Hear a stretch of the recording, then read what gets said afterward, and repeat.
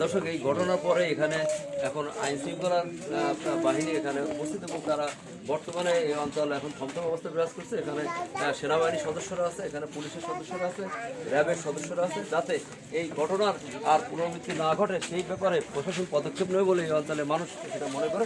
দর্শক, আমি এই তার বাড়ির সামনে রাস্তার পাশে যে রক্ত যেখানে তাকে হত্যা করা হয়েছে, আমি আপনাদের সেই রক্ত দেখেছি, এখানে রক্ত জমাট বেঁধে আছে। আপনারা দেখতে পাচ্ছেন যে কলার পাতা দিয়ে ঢেকে রাখা হয়েছে, এই জায়গা রক্ত জমাট।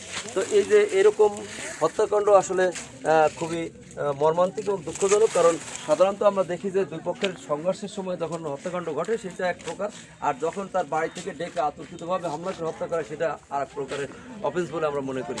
তো আমরা মনে করি যে সংশ্লিষ্ট কর্তৃপক্ষ প্রশাসন দ্রুত এই যারা অপরাধী তাদেরকে আইনের আওতায় এনে কঠোর শাস্তি নিশ্চিত করবে। এবং আপনারা দেখতে পাচ্ছেন যে পাশে সেনাবাহিনীর গাড়ি টল, সেভাবে প্রতিটা বাহিনী এখন এখানে খুবই তৎপর, অর্থাৎ ভবিষ্যতে এই ধরনের যাতে ঘটনা যাতে না ঘটে সেই ব্যাপারে আমাদের জেলার যারা কর্তৃপক্ষ আছেন, অর্থাৎ জেলা পুলিশ সুপার, জেলা প্রশাসক, ওনারা ব্যবস্থা নেবেন যাতে আর ভবিষ্যতে এই ধরনের ঘটনা আর না ঘটে।